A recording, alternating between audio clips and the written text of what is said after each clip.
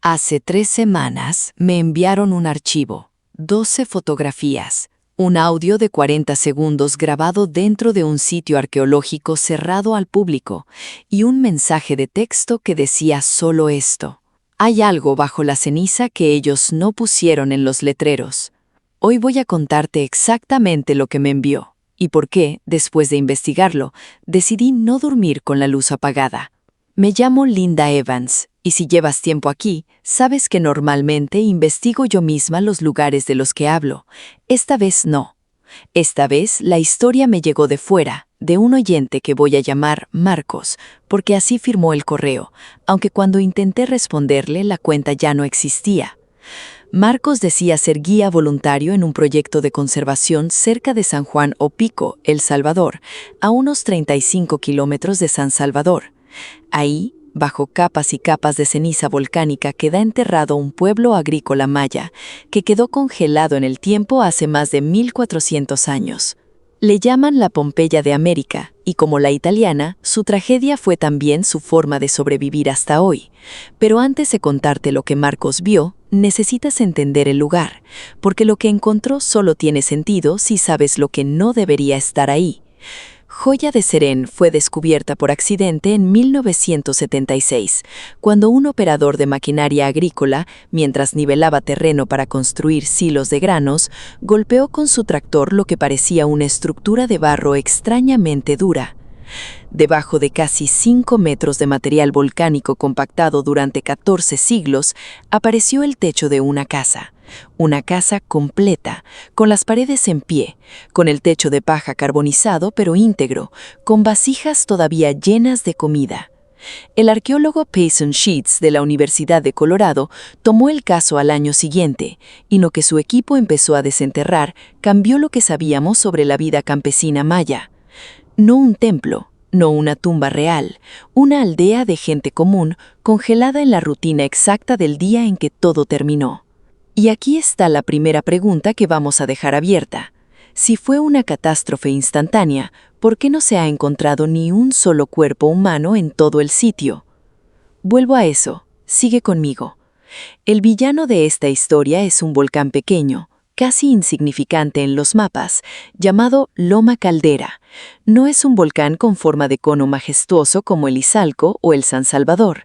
Es apenas un montículo, una fisura freatomagmática, el tipo de erupción que ocurre cuando el magma ascendente se encuentra de golpe con agua subterránea o con un río. El resultado no es lava que fluye lento, es una explosión de vapor sobrecalentado que dispara ceniza, gas y fragmentos de roca a velocidades que pueden superar los 100 kilómetros por hora. Los científicos calculan que ocurrió alrededor del año 600 después de Cristo, en algún punto entre agosto y septiembre, a juzgar por los restos de maíz y frijol recién cosechados que se hallaron en las cocinas.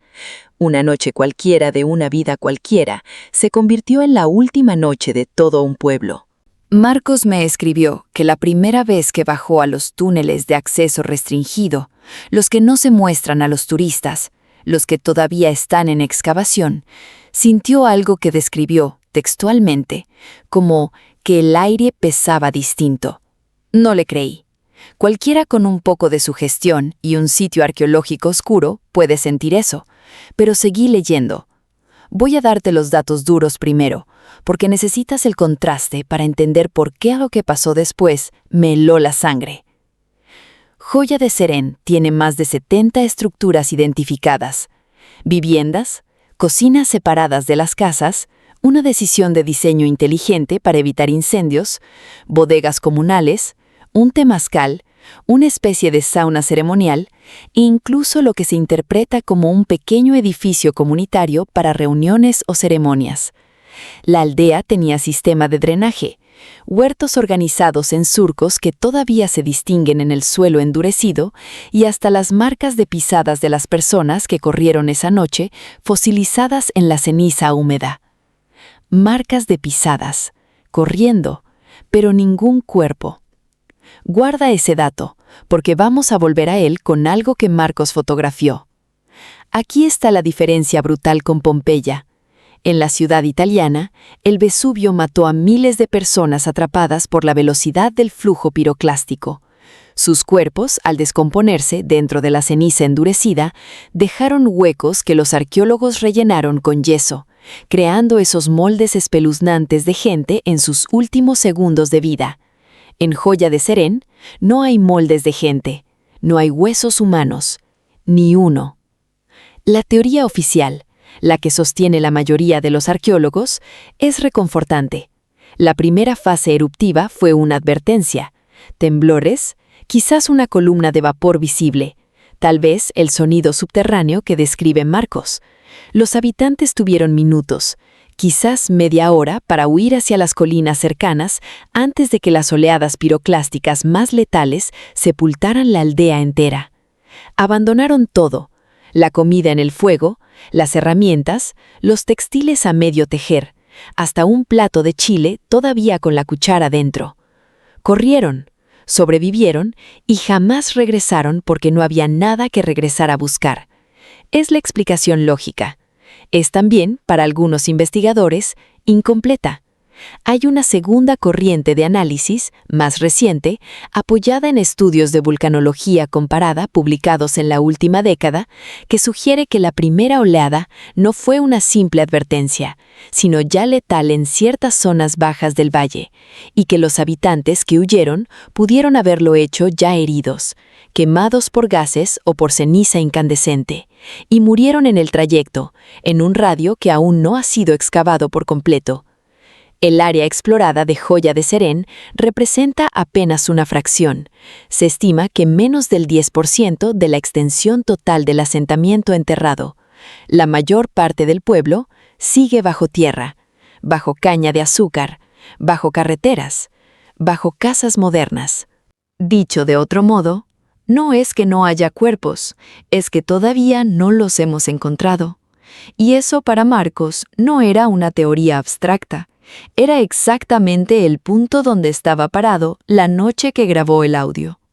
Te voy a describir ahora lo que me contó, en su propio orden, porque perder el hilo aquí sería un error. Marcos llevaba 3 meses colaborando en tareas de registro fotográfico en un sector recién delimitado, al noreste del área abierta al público, donde el suelo mostraba anomalías de radar que el equipo interpretaba como una posible estructura adicional, quizás una bodega o un espacio ceremonial menor. Una noche, dijo que era jueves, lo recuerda porque al día siguiente tenía turno temprano, se quedó más tiempo del debido, catalogando fragmentos cerámicos bajo una lámpara portátil. Fue entonces cuando escuchó el sonido. No un golpe, no pasos. Algo más parecido, según sus palabras, a alguien respirando muy despacio, muy cerca del suelo, como si el propio suelo respirara. Al principio pensó en fauna local, tacuacines, algún animal nocturno atraído por el calor de la lámpara. Pero cuando bajó la luz hacia la fuente del sonido, la lámpara, según su relato, parpadeó 3 veces y se apagó por completo, aunque la batería, revisada al día siguiente, estaba llena. En la oscuridad, dijo, notó algo que ninguna teoría arqueológica explica: una figura. No un fantasma clásico, no una silueta translúcida de película, algo más terroso, más de ahí. Marcos la describió como una masa oscura, del tamaño de una persona agachada, con una textura que en la única fotografía que logró tomar, granulada, movida, tomada en pánico, se parece a la superficie agrietada de la ceniza compactada del sitio, como si el propio material geológico hubiera tomado forma de algo que espera. En su mensaje, Marcos usó un nombre para esta figura. No sé si lo inventó él, si lo escuchó de otro trabajador local o si lo tradujo de alguna expresión en náhuatl que circula entre los guías más viejos de la zona. Lo llamó el sostenedor de ceniza. Según lo que le explicaron, dice, algunos ancianos de comunidades cercanas a Joya de Serén conservan una tradición oral, al margen de cualquier publicación académica, que habla de una entidad que cuida lo que el fuego dejó a medias: los objetos abandonados en pleno uso, la comida servida y jamás comida, las herramientas caídas de la mano. No sería un espíritu de los muertos, porque, insisten, en Serén casi nadie murió dentro del pueblo, sino algo más antiguo y más extraño, un guardián de lo inconcluso, un ser que existe en el instante congelado entre el antes y el después, alimentado, según la tradición, precisamente por la interrupción, por cada tarea detenida a medio hacer, por cada vida que no llegó a su final natural, sino que fue cortada de tajo por la montaña. Y si esa tradición tiene algo de verdad simbólica, entonces cada vasija sin terminar, cada textil a medio tejer, cada plato sin comer que los arqueólogos exhiben con tanto orgullo, podría ser, bajo esa lectura, parte de lo que lo mantiene ahí. Ahora, quiero ser justa con la ciencia, porque este canal no existe para asustarte con humo. Vamos a poner esto en contexto real. Los estudios de vulcanología del USGS y de equipos centroamericanos sobre Loma Caldera han identificado al menos 4 fases eruptivas distintas en cuestión de horas, cada una depositando capas de ceniza de composición y textura diferentes, algo que los geólogos llaman unidades defroestratigráficas. Esa complejidad explica en parte por qué el sitio se conservó con un detalle tan asombroso. Cada oleada selló la anterior como si fueran capas de gelatina superpuestas, atrapando el aire, la humedad y hasta la temperatura del momento exacto de cada fase. Es literalmente una fotografía tridimensional del tiempo, y como toda fotografía del tiempo, también puede sentirse como una prisión. Marcos ya no hablaba con la calma inicial, decía que había vuelto a esa zona del radar, esta vez de día, acompañado, para comprobar que no había sido nada, y encontró algo que el equipo de excavación no había fotografiado aún oficialmente, un fragmento de vasija con una marca extraña en la superficie interior, un patrón que no coincidía con ninguna decoración maya catalogada en la región.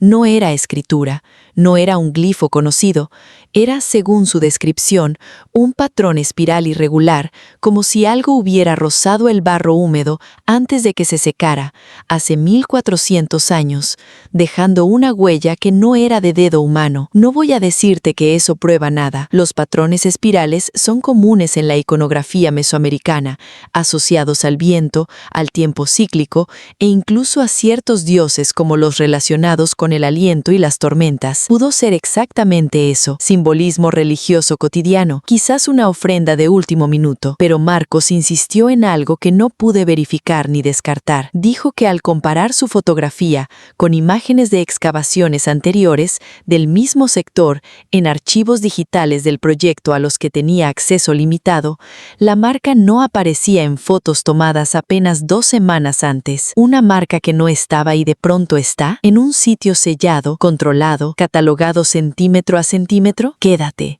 porque el mensaje final de Marcos es el que cambia todo lo que te acabo de contar. Antes de llegar ahí, necesito darte otro dato de contexto, porque el misterio de Serén no es solo el volcán, es también por qué la aldea existía donde existía. Joya de Serén no era un centro ceremonial importante ni una capital política. Era, aparentemente, un asentamiento agrícola satélite, posiblemente vinculado políticamente a San Andrés, un centro maya más grande a pocos kilómetros. Y sin embargo, sus habitantes tenían acceso a bienes que uno no esperaría en un pueblo menor. Obsidiana trabajada con precisión, cerámica polícroma de calidad notable y evidencia de comercio a larga distancia. Algunos investigadores plantean que Serén pudo haber sido un punto ritual además de agrícola. El maíz y el cacao, cultivos centrales en su economía, tenían también un peso religioso profundo en la cosmovisión maya, ligados a mitos de creación y de sacrificio. Esto importa porque, si Serén tenía una función ritual, además de productiva, la idea de un guardián asociado al lugar deja de ser solo folclore de trabajadores nerviosos y empieza a encajar, al menos simbólicamente, con un patrón cultural real. Los mayas concebían el paisaje como habitado, cada cueva, cada montaña, cada cenote con su propia entidad custodia. Loma Caldera, el volcán asesino, pudo haber sido percibido, antes incluso de la erupción que sepultó el pueblo, como un lugar con presencia propia, peligrosa, consciente, en el sentido en que lo antiguo entendía la conciencia de la Tierra. Y entonces llega el tercer mensaje de Marcos, el último. Llegó de madrugada, escrito, según los metadatos, a las 3:47 am. Decía que había decidido dejar el proyecto. No daba una razón institucional, no hablaba de conflictos con el equipo ni de motivos laborales. Escribió, y esto lo cito casi textual porque me quedó grabado: anoche conté las capas de ceniza en el corte expuesto del sector nuevo, como hacemos siempre para el registro. Son 14, siempre han sido 14, desde que empezamos.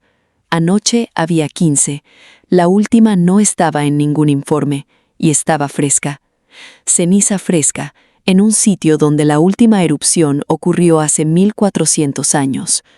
Después de ese mensaje, no volví a saber de Marcos. El correo, como te dije, dejó de existir. Intenté contactar al proyecto de conservación que mencionaba, sin dar nombres específicos, por respeto a la institución y porque no tengo forma de confirmar cada detalle, y la respuesta oficial fue la esperable. No hay registro de anomalías, todo el material extraído está catalogado y coordinan visitas solo a través de canales autorizados, lo cual, honestamente, es exactamente lo que cualquier institución seria diría. Y también, seamos justas, es exactamente lo que diría alguien que prefiere no alimentar rumores sobre su propio sitio de trabajo. Así que quedamos con dos posibilidades, y ninguna de las dos es del todo cómoda. Vamos a cerrar cada hilo, uno por uno, porque te lo prometí al principio. Primero, ¿por qué no hay cuerpos humanos en Joya de Serén? La explicación arqueológica más sólida, sostenida por décadas de excavación sistemática, es que la comunidad tuvo tiempo de evacuar antes de las oleadas piroclásticas más destructivas. Las huellas fosilizadas que se conservan en dirección hacia las colinas respaldan esta lectura. Gente corriendo, no gente cayendo. Es la teoría con más evidencia física a favor. La lectura alternativa, que hay víctimas aún no descubiertas en zonas no excavadas, sigue abierta simplemente porque el 90% del sitio sigue bajo tierra. No es misterio sobrenatural, es literalmente trabajo de campo pendiente. Segundo, la marca espiral en la vasija. Sin poder examinar la pieza directamente ni confirmar la cadena de custodia de las fotografías que Marcos dice haber comparado, lo más honesto que puedo decirte es esto. La iconografía espiral es un símbolo documentado y frecuente en la región, asociado al viento, al ciclo agrícola y a determinadas deidades.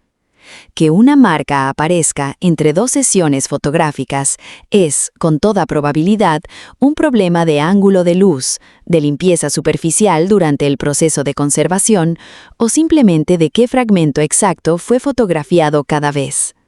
La explicación aburrida casi siempre es la correcta, casi siempre. Tercero, la ceniza número 15. Aquí no tengo una respuesta limpia y no te voy a inventar una. Los cortes estratigráficos en sitios volcánicos activos como esta región del Valle de Zapotitlán pueden mostrar variaciones locales, escurrimientos posteriores, sedimentación por lluvia e incluso intervención humana moderna durante trabajos de conservación que remueve y vuelve a depositar material sin que quede perfectamente documentado en tiempo real. Es la explicación más probable, pero más probable no es comprobada. Y Marcos, hasta donde yo sé, no volvió a esa trinchera para confirmarlo.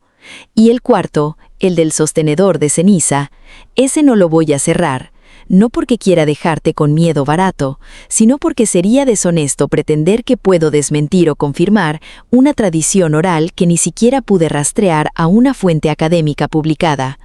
Lo que sí puedo decirte es esto: en casi todas las culturas que han convivido con volcanes activos, en Indonesia, en Japón, en el propio istmo centroamericano, existe alguna figura que personifica la furia de la montaña como algo con voluntad propia. No es casualidad, es la forma más antigua que tenemos los humanos de procesar un peligro que no podemos predecir del todo. Le ponemos cara, le ponemos nombre, y a veces, cuando trabajamos solos, de noche, rodeados de las últimas horas congeladas de gente que corrió por su vida hace 1400 años, esa cara antigua se siente más real de lo que debería. Lo que sí es innegable, sin necesidad de ningún guardián, es esto. Joya de Serén fue declarada Patrimonio de la Humanidad por la UNESCO en 1993 y sigue siendo, hasta hoy, uno de los sitios arqueológicos más importantes de América para entender no a los reyes ni a los sacerdotes mayas, sino a la gente común. Los campesinos, las familias que sembraban maíz, que guardaban chile en tinajas, que dormían bajo techos de paja, la noche en que una montaña pequeña e ignorada decidió, sin aviso real, que ese sería el último día de su rutina. Ese, en el fondo, es el verdadero terror del lugar, no una figura en la oscuridad, el hecho de que la vida cotidiana más ordinaria, la cena a medio preparar, la vasija a medio moldear, pueda convertirse, de un minuto a otro, en el último registro que queda de una persona entera. No volví a recibir mensajes de Marcos.